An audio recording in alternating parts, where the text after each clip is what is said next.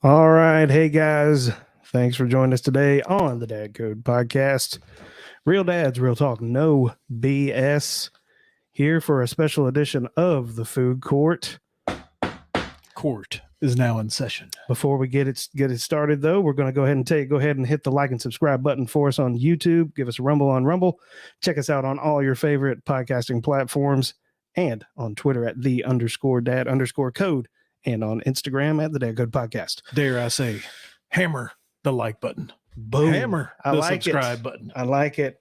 Hammer the download button. Take my sunglasses off so I don't look like too much of a douche. Come on. But yeah, hey guys, we got a special edition here of the Food Court. About a week ago, we went to an establishment, if you will, in Nolensville, Tennessee, called the Belly Farmhouse. We've been there once before, pardon me. Had a really good experience. Went back for a little, for a sequel. Wasn't really sure what to expect. I think they nailed it. What do you think? Do you know what catches my attention right off the bat? Whenever we turn left into the facility. Yep. It's not a traditional looking restaurant. This is literally a house. Yeah, it has that low country feel, right? We got out of the car and we heard frogs. Yeah.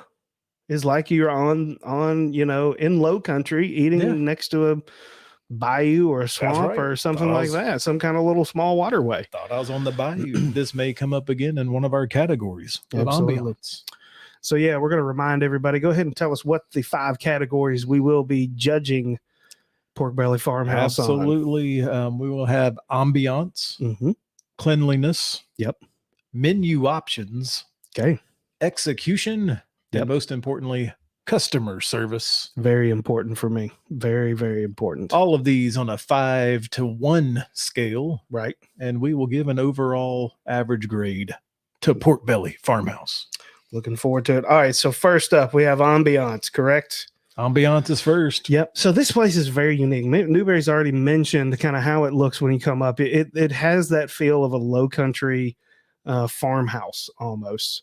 It has kind of the outdoor big wraparound porch on the upper deck and on the bottom. Big white columns.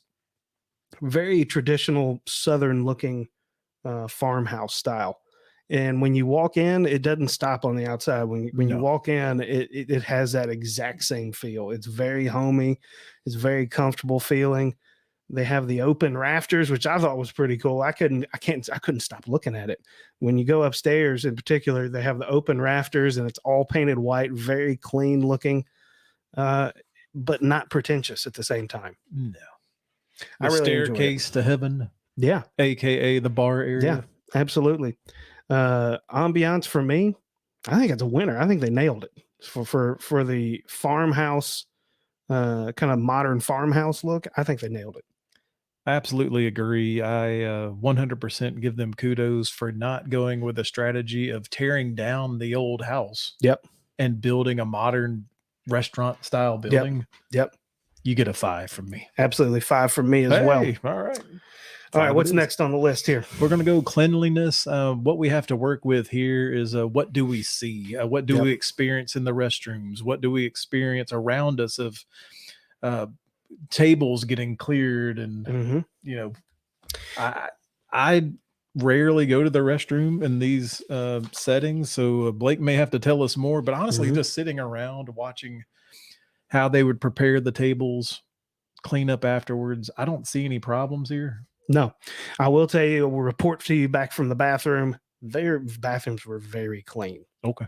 It's one of the few bathrooms I've ever been in where they actually give you a can of Lysol if you would like to disinfect yourself. Like disinfect the toilet yourself. So that's where all the Lysol went during COVID. That's exactly right. But hey, I think they did a really good job. Place is very clean. They were very attentive as far as being able to clear tables. For me, it's got to be a 4 or 5. I don't have a problem giving them a 5 there. I don't have any reason not to give them a 5. Okay. 5 it is. All right. Moving on here. We're going on to menu options. Blake, would you like to share with the visual people joining us Yeah, today. we put the menu up here and right on top of our freaking faces. That's here. all right. You don't want to see the us. menu options here. This is the front side of the menu. There is a back side that had some kids options on the back as well. Really and truly, it has a little bit of everything a little bit of something for everybody. If you're a sandwich person, they got sandwiches, and I think on this particular night they had a hot chicken sandwich there, which was pretty cool. Lots of different options for starters. Got your salads there. If you're a salad person, if you like pork, this is your place to come to. But it's not just all a bunch of deep fried greasy crap. I mean, this is very well executed. A lot of different options there for everybody. Stuff for kids as well, and for adults if you want to get yourself a beverage as well. Yeah, I mean, whenever I'm thinking menu options, I definitely think beyond food. Mm-hmm. And I'm telling you, if you take that stairway to heaven, as I called it, the bar area is there. They'll make just about anything you can come up with. And I'll tell you, the first time we went, my wife got a drink. I mean, she made it work. I mean, my wife is very particular about how she likes her drinks. She likes them very sweet. Second time, I was wondering if this was going to be an issue again. They made her a drink this time with a salt rim. I mean, excuse me, I called it a salt rim. It was a sugar. It was rim. a sugar. Yeah. Very sweet. It really, I mean, if you can get my kudos from my wife on a drink, you've done something, and they did. So she had a couple of those. So I can't remember exactly what it was called, but very good there. Menu options. So when you're there and you're thinking about menu options, I mean, I think about beyond the food. I think about kids. Yep. They had a selection. Yep. I mean, you're going there mostly for barbecue, for pork, but they had stuff beyond that even. So I don't know personally what I would have been missing if I was looking for something else. I mean, I wasn't there to look for something to be honest with you, I almost think that they have too much good stuff on the menu because I literally look at it and I'm like, I want to order everything. Well, we did. I don't know. Well, yeah, we absolutely did. We absolutely did. We actually posted it on Instagram. You can go check that out at the Dad Code Podcast on Instagram. I put some videos on there about that. But as far as options, I mean, it's a 4 or a 5. I don't know if it's a 5 just because I don't know. I don't know if there is such thing as a 5 on a menu. Yeah, I wasn't missing anything here, but 4 is about as strong as it gets. It really is. I don't know what it would take to be a 5. A huge number. Yeah. So I think 4 is it's it for me. Yeah, very good. So. Very good. Now we're going to talk about execution. One of Blake's favorite topics because look, neither one of us are shy to eat anything. Yep. So we'll eat anything, everything, and we'll give you our honest feedback about it. Absolutely. So this is your favorite category. Absolutely. Execution.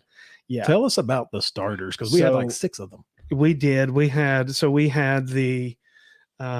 had pork rinds, which everybody kind of looked at me weird. Pork rinds and pimento cheese, and these were homemade pork rinds. They were still a little bit soft, had a nice seasoning to them. And what did I say? I don't eat pork rinds. Yeah, I know. I don't eat those damn things. And look, at everybody's over here chomping away at them, digging down in the pimento cheese. Guess who ate a pork rind? There it is. The chicken bacon ranch, or the bacon chicken, chicken bacon ranch dip. Their dips are just like out of this freaking world. Well, if it says dip, get it. Because the first time we were there was a buffalo chicken dip. Yep. This time it was the buffalo ranch dip. Yeah. Or chicken ranch. Bacon chicken ranch. If it says dip, just get it. Yeah. It comes in the cast iron skillet. Yep. It just automatically makes it taste better. That was my favorite part. Yeah. I mean, when they were done with the dip, I said, "Give me the skillet." And I was like scraping. And the chips are homemade chips that are seasoned really well. They were really good. We had the pork belly bites too. I mean, by the time we got done with appetizers, we were like, "Yeah, now we have our main course coming." But yes, speaking, we didn't even need to. I know exactly. Moving into the main courses here, I got a picture of Newberry's here. Oh, this was the gochujang rubbed. Pork belly, very, very tender. He was cutting it with his fork. It didn't even need a knife. No. Some nice macaroni and cheese there with some collard greens. Ooh. And look, don't underestimate the sauce. And this sauce right here is key. It is a very, very tasty sauce there. Nice and sweet and umami. It's very fantastic. We had people at the table taking the sauce for their French fries. Yep, absolutely they were. And then I had something similar to that last time I came. So I went with another pork dish, pork belly farmhouse, right? I went with the fried pork chops smothered in gravy. My goodness. Now, fried pork chops are hard to pull off because you tend to overcook them, and they end up being hockey pucks. I cut this thing with a fork, and my God, it was juicy. The gravy, unbelievably rich and delicious, along with the collard greens and the mashed potatoes covered in the gravy as well. Newberry, they absolutely wrecked this. They did amazing. I cannot believe that this place has been here this long and I haven't known about it. It definitely was a stumbled into it on accident find. Yep. But you've talked about on other food court podcast, just the care behind the presentation. It's not just cooking of the food, but how they presented it to us. I thought it was top notch. I mean, I guess when you go in there with no expectation, and then something and someone, chefs like that deliver, that's 5-star to me. 5-star service. The last time that so before we get into that, execution for me, that's a 5. Execution, that 5-star. This is the second time we've been there. Bad. Sequels are they're hard to do. For me in particular, they're hard to do. But these guys, they keep changing their menu. They even put stuff out there and they say, hey, last time we were there, they had an appetizer. They're like, we're putting this out here to see if patrons like it. Want their feedback. Immediate feedback. Table side feedback. I believe I saw it on the appetizer menu again. So, I mean, for me, execution, it's a 5. 5. Yep. I got nothing else to say. Service, customer service. How were we treated? How were we greeted? Look, we had a lot of interactions with host and hostesses. Yep. Special orders with the drinks. Special recommendation or what am I thinking here? A request. For the drinks, a little extra sugar, and sometimes a little lemon with the water. Can we have an extra plate, a side plate? I mean, we're not an easy group to serve. We pull out, we throw curveballs. I'm not gonna lie, we do. But they handled it right in stride. I think you know what? I actually ordered an extra appetizer after they had brought out the other ones. Fly. They're like, oh no, we just put in 5 apps and this guy just ordered a 6th. It's going to be behind schedule. Yeah. They were worried. They nailed it too. It was brought out and it was perfectly cooked. Those are the chicken sliders. Yeah. It was well timed. But you know why we miss that is for anyone that goes to visit, have dinner there, ask them for their specials. Yep. Because this was something that we would have ordered if we would have known about it. Yeah, I saw it on on their Instagram is where I saw it. Don't let the specials slide by because they're very good. Yep. Absolutely. So what is it? Is it a 4 or is it a 5 on the customer service or for the service? Very nice people. Very, very nice. I mean, I never had to ask for a drink. Never did either. I never had to ask them to. I don't have a reason not to give them a 5. I didn't hear our wives complain. Nope. So if the wives don't complain, it's a good time. Absolutely. 5 Calling it a 5. What's that total? We've got a total food court score of 4.8 out of 5 stars. Let me tell you, that might be one of the highest ever. It may be the highest. We may have had a 4.7. Maybe. I mean, that is very strong. We've reached the verdict. Pork belly. Farmhouse, 4.8 out of 5.